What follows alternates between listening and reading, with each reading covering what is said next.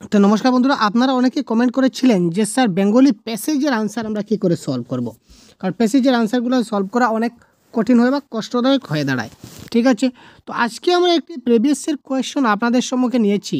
তো সেই প্রিভিয়াসের কোয়েশ্চনটি কোন ডেটের কোয়েশ্চন সেটাও আমি আপনাদেরকে বলে দেব। সেটাও কিন্তু আপনাদের সেই জুলাই মাসে অনুষ্ঠিত হয়ে যাওয়া কোয়েশ্চন পেপার। ঠিক আছে, সেটাও কিন্তু জুলাই মাসে অনুষ্ঠিত হয়ে যাওয়া কোয়েশ্চন পেপার। তো এই কোয়েশ্চন পেপারে আমরা যে প্যাসেজ আমাদের এসেছে, এই প্যাসেজটি আমি আপনাদের সলভ করে দেখাবো এবং প্যাসেজ থেকে কি কি প্রশ্ন এসেছিল সেটাও আপনারা দেখবেন এবং প্যাসেজের আনসারগুলো কি করে বের করতে হয় সেটাও আমি আপনাদের যতটুকু সম্ভব দেখিয়ে দেওয়ার চেষ্টা করব। সুতরাং দেরি না করে খুব তাড়াতাড়ি আপনারা সবাই যারা রয়েছেন আমাদের সঙ্গে ক্লাসে জয়েন হয়ে যান। ঠিক আছে ভাই, ক্লাসে একটা লাইক করে দিন যাতে করে সবাই চলে আসছেন। তো দেখুন, এই কোয়েশ্চন পেপারটি হচ্ছে জুলাই 2019 প্রিভিয়াস কোয়েশ্চন। কারণ প্রিভিয়াস 10-12 বছরের কোয়েশ্চন যদি আপনি সমাধান করে নেন তাহলে অনায়াসে ধরে নেবেন যে আপনি একটা 100% একটা ভালো নম্বর আপনি ক্র্যাক করেছেন। ঠিক আছে, তো প্যাসেজ এবং প্যাডাগজি দুটো মিলেই কিন্তু আপনাদের 30 মার্কস চলে আসছে। তো আজকে আমরা প্যাসেজ প্যাডাগজি দেখব। ঠিক আছে ভাই, তো দেখুন এখানে প্রথমে যে প্যাসেজটা দেওয়া আছে, প্যাসেজ দেখুন প্যাসেজের আনসার কী করে সলভ করতে হয়। এখানে দেখুন একটা প্যাসেজ দেওয়া আছে। সর্বপ্রথমে আপনারা কি করবেন ভাই, আপনার যে রিকোয়েস্ট থাকবে যে আপনারা সবের প্রথমে আপনারা প্যাসেজটাকে পড়বেন না। ঠিক আছে, আপনারা কোনো মতেই প্রথমে প্যাসেজটাকে পড়বেন না, আপনি সঙ্গে সঙ্গে চলে যান প্রথম কোয়েশ্চনে। আপনার কোয়েশ্চন দেখতে পাচ্ছেন 91 কোয়েশ্চন কী দেওয়া আছে। প্রথম কোয়েশ্চন আপনি দেখুন, শূন্যস্থান পূর্ণ করুন। সাধারণভাবে ড্যাশ সহিত ড্যাশ একটা প্রভেদ আছে। ঠিক আছে, খুশির, দুঃখের, উল্লাসের, যন্ত্রণার, বেদনার, আনন্দের, সুখের না আমোদের। তো এই যে অপশনগুলো দেখলেন তার থেকে বেশি দেখবেন আপনি এই কোয়েশ্চন, এই লাইনটা মনে রাখুন, সাধারণভাবে ড্যাশ সহিত ড্যাশ একটা প্রভেদ আছে শূন্যস্থান পূর্ণ। তো ওই জিনিসটা আপনাকে কি করতে হবে, প্যাসেজ খুঁজতে হবে। এই দেখুন প্যাসেজে আমি দেখিয়ে দিচ্ছি, এখানে আপনি দেখুন, এই দেখুন এখানে দেখুন আমি ঠিক করে দিচ্ছি। সাধারণভাবে সুখের সহিত আমোদের একটা প্রমোদ আছে। তার মানে এখানে আমাদের কি হওয়া উচিত ছিল, সুখের সহিত এখানে আমোদের একটা প্রভেদ আছে। লাইনটা পুরো মিলিয়ে নিন। তো সুখের সহিত এখানে কি ছিল, সুখের সহিত। তো প্রথমটি সুখের সহিত আমোদের একটা প্রভেদ আছে, ওইটা আমাদের থাকা উচিত ছিল। সুতরাং এই ক্ষেত্রে option number 4 is the correct answer. এবং এই কারেক্ট আনসারগুলো আমি আপনার ডাইরেক্ট প্যাসেজ থেকে দেখিয়ে দেবো। ঠিক আছে, তারপরেও এইগুলো হচ্ছে অফিসিয়াল আনসার কি। তারপর দেখুন পীড়ন শব্দের প্রতিশব্দ কি। বাংলা ব্যাকরণের আপনাদের কিছু বেসিক নলেজ থাকা দরকার। তো ব্যাকরণ থেকে যে সকল প্রশ্ন আসবে সেই প্রশ্নের উত্তরগুলি কিন্তু আপনারা প্যাসেজে খুঁজে পাবেন না, সেটা খুব ভালো করে মাথায় রেখে দিন। ব্যাকরণের প্রশ্নগুলো কিন্তু আপনারা পাবেন না। তো ব্যাকরণের প্রশ্নের কারেক্ট আনসার কী হয় আপনারা বলুন তো ভাই। কোয়েশ্চন নাম্বার 92 কারেক্ট আনসার কী হয়? পীড়ন শব্দের সঠিক প্রতিশব্দ নির্বাচন করুন। কমেন্ট বক্স তাড়াতাড়ি কমেন্ট করুন, কী হবে কারেক্ট আনসার, কী হবে কারেক্ট আনসার। বহুত বড়িয়া। দুঃখ, কষ্ট, মনোমালিন্য, অত্যাচার না প্রেম। পীড়ন শব্দের সমার প্রতিশব্দ, এটা কারেক্ট আনসার হবে অপশন নাম্বার 3 অত্যাচার। পীড়ন মানে অত্যাচার করা। সুসংহত এর বিপরীত শব্দ কি? কোয়েশ্চন নাম্বার 93, সুসংগত এর বিপরীত শব্দ কি? বিন্যস্ত, অসঙ্গত, দ্রুতগামী না চটুল। আর এই সুসংগত শব্দের বিপরীত শব্দ কি, ওইটা যদি আপনি আবার প্যাসেজে খুঁজতে যান তাহলে আপনি সর্বপ্রথম সবচেয়ে বেশি মূর্খামি করবেন। কেন, আপনি শুধু সময় নষ্ট করবেন, সময়ের অপব্যবহার করবেন, কিন্তু তার সঠিক আনসার কিন্তু আপনি প্যাসেজে পাবেন না। সুতরাং বাংলা গ্রামার বা ব্যাকরণের যে সকল প্রশ্ন থাকবে এগুলো আপনাকে নিজে থেকে সলভ করতে হবে আপনার প্রিভিয়াস নলেজ থেকে। এখানে প্যাসেজ কোনো হেল্প করবে না। শুধুমাত্র প্যাসেজের কিছু কিছু প্রশ্ন আছে যেগুলো আমরা দেখাচ্ছি বা দেখাবো আপনাদের, এগুলো কিন্তু আপনারা শুধুমাত্র প্যাসেজ থেকে সলভ করতে পারবেন। তো সুসংগতর বিপরীত শব্দ কি? অসঙ্গত। ঠিক আছে ভাই। আচ্ছা, আলোচ্য গদ্যে কে প্রশ্ন করেছিলেন, এটা কি ব্যাকরণের প্রশ্ন? আলোচ্য গদ্যে কে প্রশ্ন করেছিলেন? ক্ষিতি, শ্রীময়ী সুতোষিনী, বোমনাথ, শ্রীমতী দীপ্তি। আমরা কি জানি যে আলোচ্য গদ্যে কে প্রশ্ন করেছিলেন? আমরা জানি না। তো জানি না তো আমরা কোথায় যাব? আমরা যাব প্যাসেজে। আলোচ্য গদ্যে কে প্রশ্ন করেছিলেন, এই জিনিসটা প্রশ্ন করা বা একজন মহিলা, আমরা অপশনে দেখেছিলাম সবই মহিলা। তো একজন মহিলার নামগুলো আমরা এবার খুঁজবো একটু চট করে আপনাদের সঙ্গে সঙ্গে আমরাও এটা খুঁজে নিচ্ছি, আপনারাও খুঁজুন। এবং এই যে কোয়েশ্চেন পেপার দেখতে পাচ্ছেন, কোয়েশ্চেন পেপারটি আপনারা ভিডিও ডেসক্রিপশনে পেয়ে যাবেন। সম্পূর্ণ 12 বছরের প্রিভিয়াস ইয়ার কোয়েশ্চেন পেপার। এই কোয়েশ্চেন পেপারটি আমাদের কাছে রয়েছে, সম্পূর্ণ 12 বছরের কোয়েশ্চেন পেপার 2012 থেকে 24 পর্যন্ত। অফিসিয়াল আনসার কি সহ প্রয়োজন হলে অবশ্যই কমেন্ট বক্সে আপনারা বলবেন। তাছাড়া ভিডিও ডেসক্রিপশনে লিঙ্ক আছে, এখান থেকে আপনারা ডাউনলোড করে নিতে পারেন। আচ্ছা, আমরা কোথায় ছিলাম? আমরা ছিলাম যে আলোচ্য গদ্যে কে প্রশ্ন করেছিলেন। কোথায় ছিল ভাই? এই দেখুন, পেয়ে গেছি ভাই। শ্রীমতী দীপ্তি প্রশ্ন করেছিলেন যে, আর দেখার প্রয়োজন নেই। আলোচ্য গদ্যে কে প্রশ্ন করেছিলেন? প্রশ্ন করেছিলেন শ্রীমতী দীপ্তি। তো which number is option to be followed Shrimati Dipti? বড়িয়া question. Shrimati Dipti is option number 4। ঠিক আছে ভাই।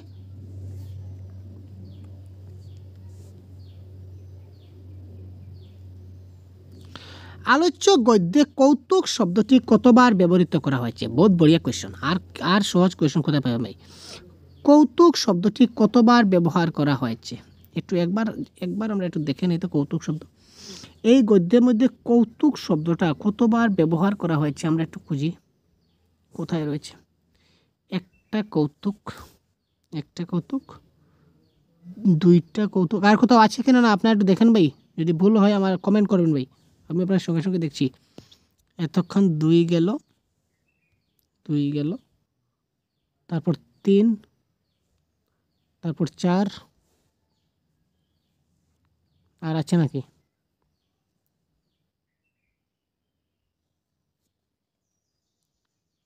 আর কোথাও আছে? মানে কৌতুক কোথায় আছে? কোথায় কৌতুক আছে?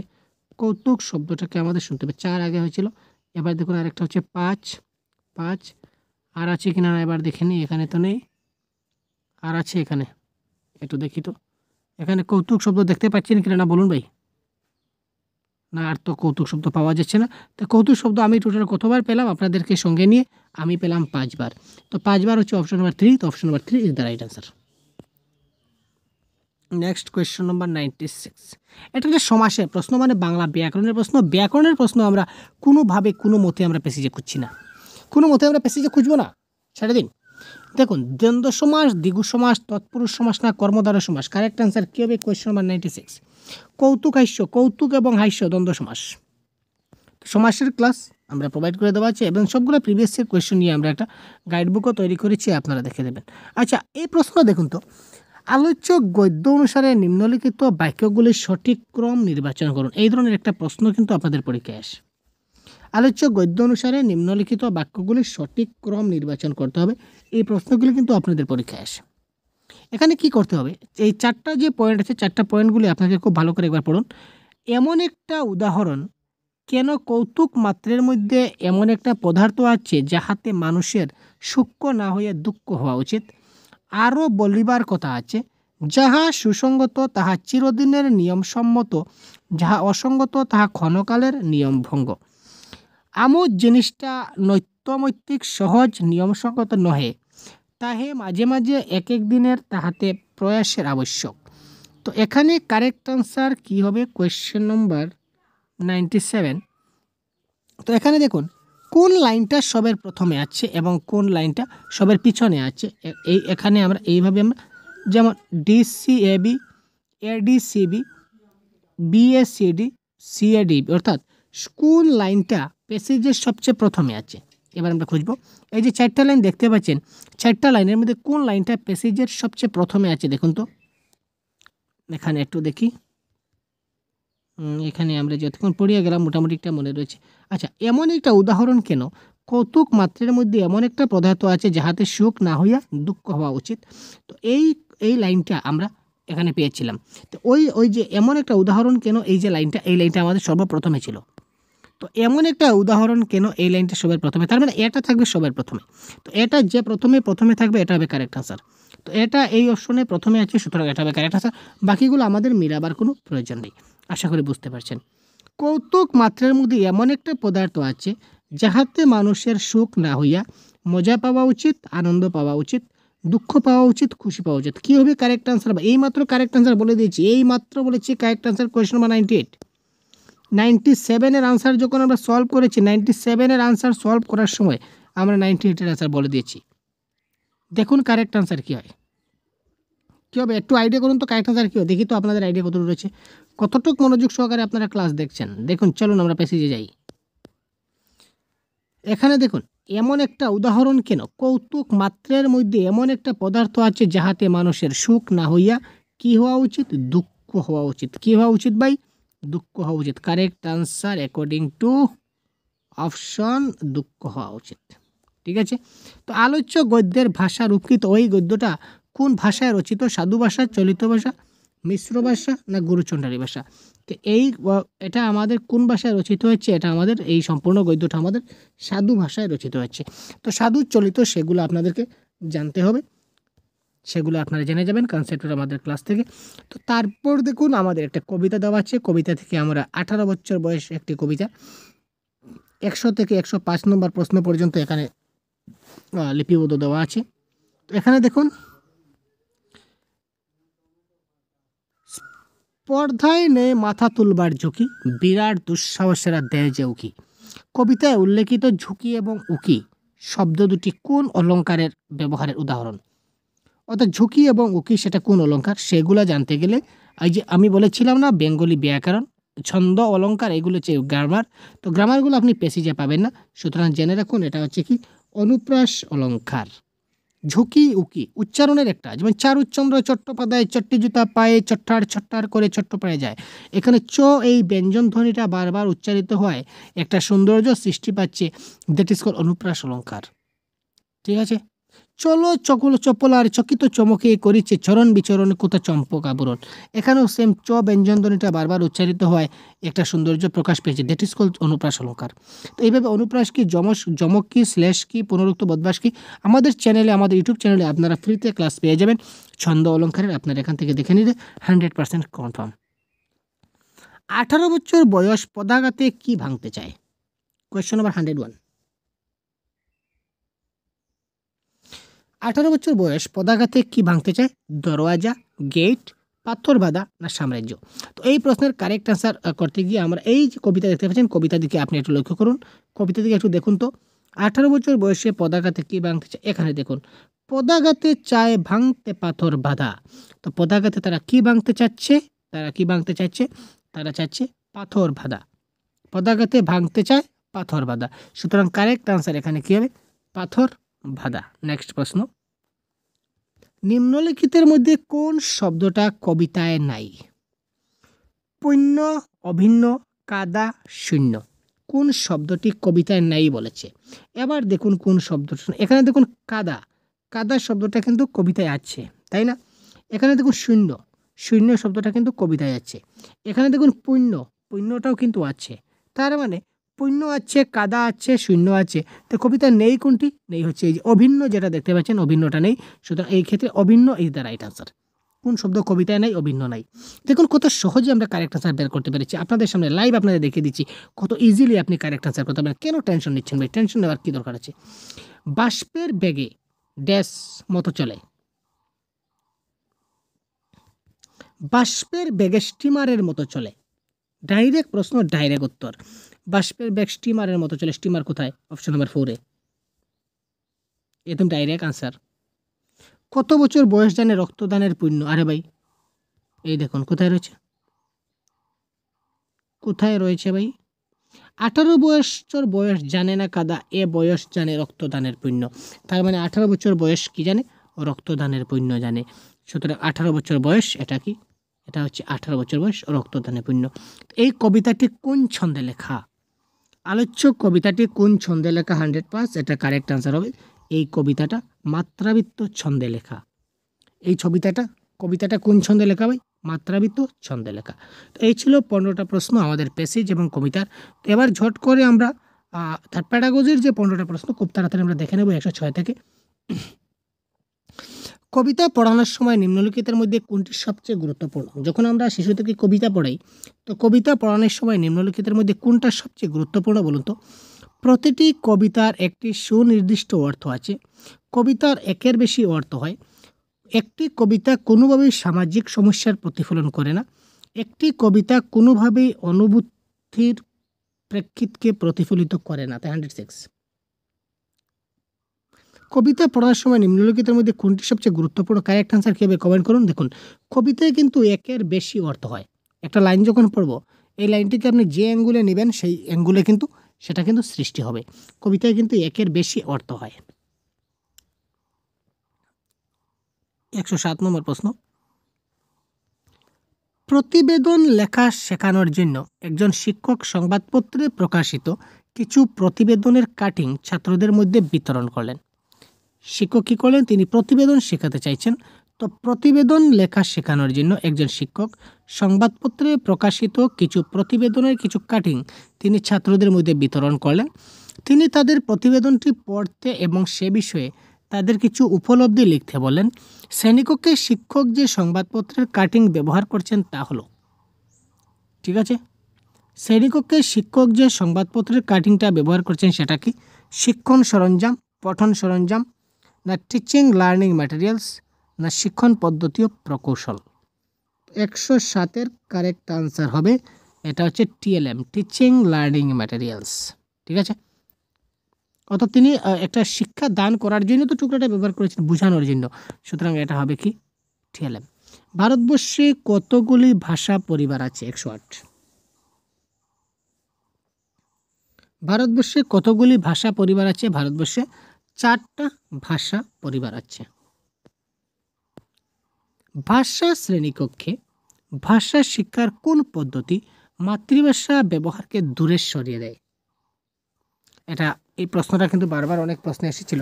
তো ভাষা শ্রেণীকক্ষে ভাষা শিক্ষার কোন পদ্ধতি মাতৃভাষা ব্যবহারকে দূরে সরিয়ে দেয়? এটা কারেক্ট আনসার হবে সরাসরি পদ্ধতি, প্রত্যক্ষ পদ্ধতি বা ডাইরেক্ট পদ্ধতি।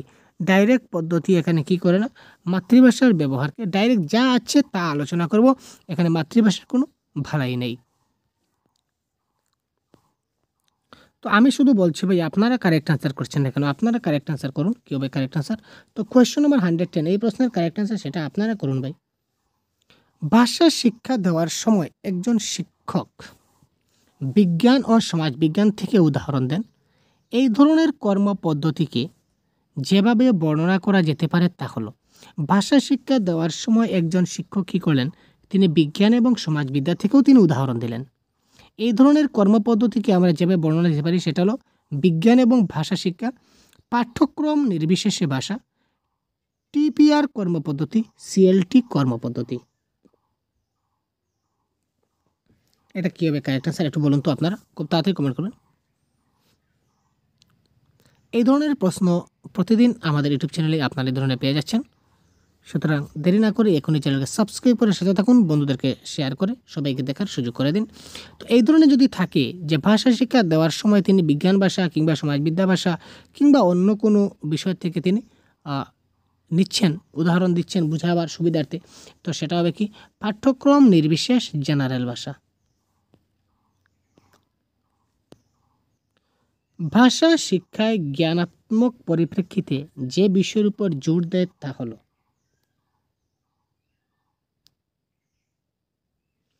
ভাষা শিক্ষায় জ্ঞানাত্মক পরিপ্রেক্ষিতে যে বিষয়ের উপর জোর দেয় তা হলো, ত্রুটি হলো ভাষা শিক্ষা পদ্ধতির অংশ, অভ্যাস গড়ে তোলার পদ্ধতি ভাষা শিক্ষায় সাহায্য করে, শিক্ষক কথোপকথন বারংবার করতে এবং মনে রাখতে উৎসাহিত করে, ত্রুটি খুব দ্রুত সংশোধন করতে পারে, নইলে সেগুলি শিশুদের মাথায় স্থায়ীভাবে থেকে যাবে। তো এখানে জ্ঞানাত্মক পরিপ্রেক্ষিতে ওই ত্রুটি হলো ভাষা শিক্ষা পদ্ধতির একটা অংশ, তার উপর জোর দেওয়া হয়। কারণ কি? ভাষা শিক্ষার মধ্যে ভুল থাকবেই, বারবার ভুল এবং প্রচেষ্টার মাধ্যমেই শিশুরা শিখতে পাবে। যদি সে ভুল করে না তাহলে তার শেখাটাও 100% হলো না। শিক্ষার্থীদের খারাপ প্রদর্শনের কারণ খোঁজার জন্য শিক্ষক যে পদ্ধতিতে পরীক্ষার ব্যবস্থা করবেন সেটা কি? দক্ষতার পরীক্ষা, কারোর অনুসন্ধান পরীক্ষা, সাফল্য অর্জনের পরীক্ষা, না উপস্থাপনের পরীক্ষা? তো 112 আমার কনসেপ্টের ক্লাস যারা দেখেছিলেন তারা অবশ্যই এই প্রশ্নের কারেক্ট আনসার এতক্ষণে কমেন্ট বক্সে দিয়ে দিচ্ছেন, আমি জানি ভাই। তো খুব তাড়াতাড়ি কমেন্ট করুন তো এই প্রশ্নের কারেক্ট আনসার কী হবে। শিক্ষার্থীদের খারাপ প্রদর্শনের কারণ খোঁজার জন্য শিক্ষক যে পদ্ধতিতে পরীক্ষার ব্যবস্থা করবেন, যখনই তিনি কারণ খুঁজবেন তখন সেটা হবে ডায়াগনস্টিক টেস্ট বা কারণ অনুসন্ধান পরীক্ষা, সেটা মনে রাখবেন। যখন যে কোনো বিষয়ে তিনি যখন কিছু একটা খুঁজবেন, খোঁজার জন্য পরীক্ষা নেবেন। অর্থাৎ ছাত্ররা পরীক্ষা ভালো রেজাল্ট করলো, কেন ভালো করলো এটা বুঝতে হবে। এই যে কেন ভালো করলো, কেন খারাপ করলো, এই প্রত্যেকটা পিছনে যখন কেন থাকবে, কারণ থাকবে, সেটা হবে কি কারণ অনুসন্ধান পরীক্ষা বা ডায়াগনস্টিক টেস্ট।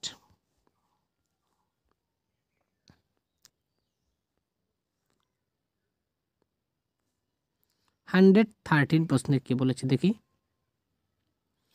একজন শিক্ষক ষষ্ঠ শ্রেণীর ভাষা পরীক্ষার উত্তরপত্র পরীক্ষা করে দেখলেন যে ছাত্ররা ভালো ফল করেন। একজন শিক্ষক তিনি ক্লাস 6-এর একটা আনসার শিট চেক করলেন, দেখলেন যে ছাত্ররা ভালো ফল করেনি।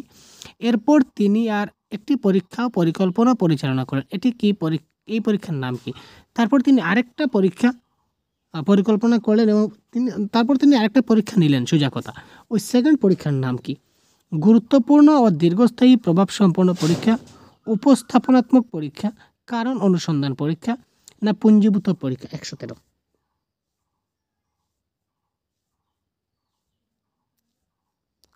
এটাও তিনি ভালো ফল করতে পারেনি। কেন ভালো ফল করতে পারেনি তার জন্য তিনি পরীক্ষা নিলেন। সুতরাং 113 নম্বর প্রশ্নের কারেক্ট অ্যান্সার হবে কারণ অনুসন্ধানমূলক পরীক্ষা বা ডায়াগনস্টিক টেস্ট।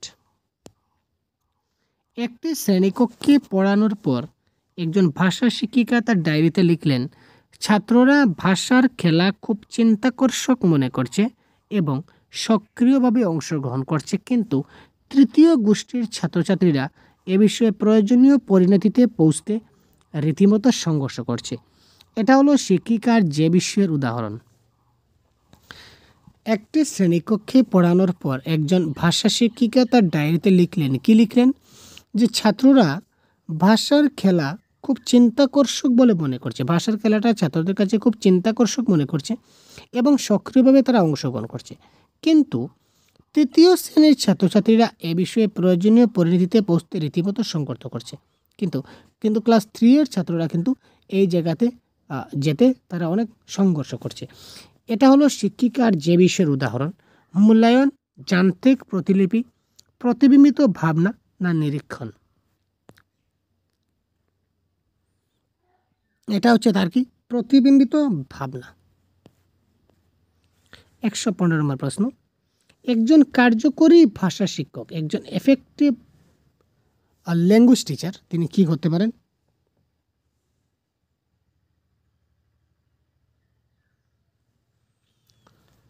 পাঠ্যপুস্তকের প্রতিটি প্রশ্নের উত্তর ছাত্রদের পড়াবেন। বহুত বড়িয়া।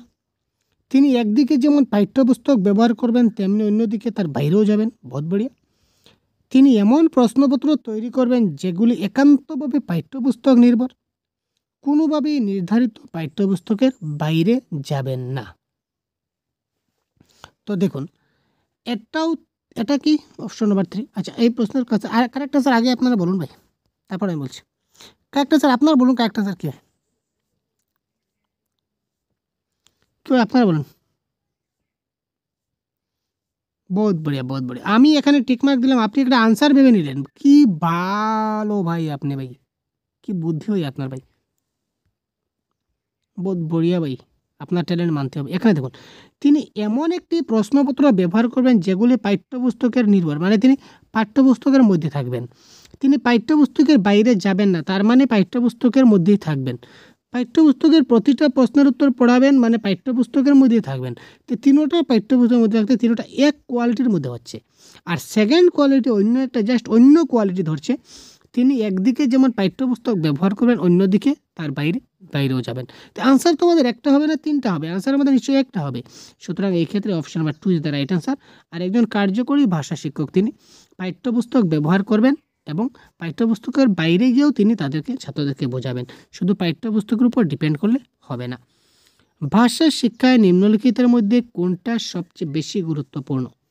ভাষা শিক্ষার ক্ষেত্রে নিম্নলিখিতের মধ্যে কোনটা সবচেয়ে বেশি গুরুত্বপূর্ণ? পাঠ্যপুস্তক, অতিরিক্ত পাঠ, শিশু সাহিত্য, না কর্মকেন্দ্রিক পত্র অর্থাৎ অ্যাক্টিভিটি শিট? 116।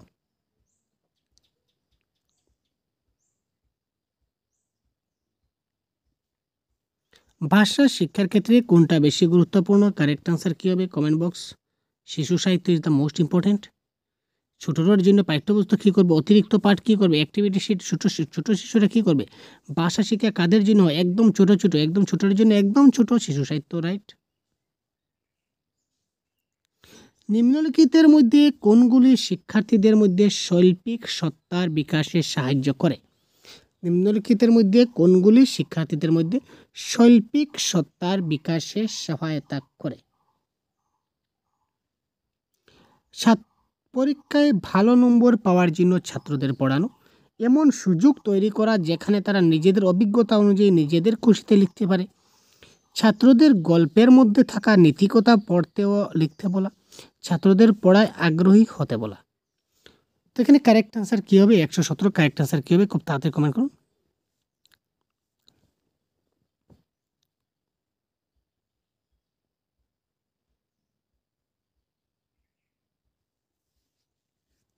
পরীক্ষায় ভালো নাম্বার পাওয়ার জন্য আমরা কখনো তাদেরকে পড়াই না, তাদের মধ্যে নীতিকথা পড়তে এবং লিখতে আমরা তাদেরকে পড়াই না। তো সবচেয়ে বেস্ট কারেক্ট আনসার হবে অপরচুনিটি তৈরি করা, সুযোগ সুবিধা প্রদান করা। Opportunity the most positive word. কিছু অপরচুনিটি তাদেরকে দিতে হবে, সুযোগ সুবিধা দিতে হবে, যেখানে তারা নিজেদের অভিজ্ঞতা অনুযায়ী তারা নিজেরা খুশিতে নিজের মতো করে লিখতে পারে। ভাষায় বুদ্ধির মানচিত্রের অর্থ কী? মাইন্ড ম্যাপিংয়ের অর্থ কী? ভাষায় বুদ্ধির মানচিত্র এর অর্থ কী? বুদ্ধির মানচিত্র রচনা করা, গল্প বা কবিতার যে অঞ্চলের কথা বলা হয়েছে তার মানচিত্র লেখা, একটি রোমাঞ্চকর ভ্রমণের জন্য পরিকল্পনা করা, ছাত্রদেরকে ঠিকভাবে বুঝতে, নতুন ধারণা তৈরি করতে এবং সংযোগ গড়ে তুলতে অনুমতি দেওয়া। তো 118 নম্বর প্রশ্নের কারেক্ট আনসার। ভাষায় বুদ্ধির মানচিত্র বলতে কী বোঝাবে? কারেক্ট আনসার কী হবে? তাড়াতাড়ি কমেন্ট করুন। তো এখানে কারেক্ট আনসার হবে ছাত্রদেরকে ঠিকভাবে বুঝতে, নতুন ধারণা তৈরি করতে এবং সংযোগ গড়ে তুলতে অনুমতি দেওয়া ইজ দ্য রাইট আনসার। লেখার দক্ষতার বিকাশে সবচেয়ে গুরুত্বপূর্ণ বিষয় কি? লেখার দক্ষতার বিকাশে সবচেয়ে গুরুত্বপূর্ণ বিষয় কোনটি? ভালো হস্তাক্ষরে লেখা, নির্ভুল বানানের ব্যবহার, নির্দেশকে অনুসরণ করে যেভাবে বলা হয় তাতে দেরি না করে চটপট লেখা, লেখায় আপনার দৃষ্টিকোণ, ধারণা এবং অভিজ্ঞতাকে প্রকাশ করা। নির্দেশকে অনুসরণ করা, যেভাবে বলা হয় তাতে দেরি না করে চটপট লেখা, এটা হচ্ছে কপি পেস্ট। আপনাকে যা বলছি আপনি তা লিখুন, এটা হচ্ছে কপি পেস্ট। প্যাটাগজি ভাষা নেগেটিভ। নির্ভুল বানান, ভালো অস্তাক্ষর, সেটা কারেক্ট আনসার হবে না। কারেক্ট আনসার যা লিখবেন, আপনি যা লিখছেন, আপনার ধারণা, আপনার অভিজ্ঞতাকে আপনি আপনার দৃষ্টিকোণ থেকে ঠিকভাবে প্রকাশ করতে পারছেন কিনা, না কতটুকু প্রকাশ করতে পারছেন, আপনি নিজের ক্রিয়েটিভিটি কতটুকু রয়েছে সেটা আপনি দেখাতে চাইছেন। সুতরাং option number 4 is the right answer. 120, যে পাঠে পাঠকের আনন্দ দানকারী পাঠ্য বই এবং সাধারণ পাঠ দক্ষতার বিকাশ কৌশলকে অন্তর্ভুক্ত করা হয় তা হলো। যে পাঠে পাঠকের আনন্দ দানকারী পাঠ্য বই এবং সাধারণ পাঠ দক্ষতার বিকাশ কৌশলকে আয়ত্ত করা, তার নিবিড় পাঠ, বিস্তারিত পাঠ, পূর্ব পাঠ না উত্তর পাঠ? 120। এটা হচ্ছে কি, একটু আগে আমরা কনসেপ্টের কাছে বলেছিলাম, আনন্দমূলক পাঠ কখনোই বিস্তারিত পাঠে, এক্সটেন্সিভ রিডিং, বিস্তারিত পাঠ বা বিস্তৃত পাঠে আমরা আনন্দ দানকারী পাঠ্য বইগুলো আমরা রিডিং করি। সুতরাং এই ক্ষেত্রে কারেক্ট আনসার হবে বিস্তারিত পাঠ। তো আজকের ক্লাস এই পর্যন্ত বিদায় নিলাম। পরবর্তী ক্লাসে আবারই খুব শিগগিরই আপনার জন্য অন্য একটা ক্লাস নিয়ে উপস্থিত হব। তো ভালো থাকবেন, নতুন হলে চ্যানেলকে সাবস্ক্রাইব করবেন, একটি লাইক করতে ভুলবেন না।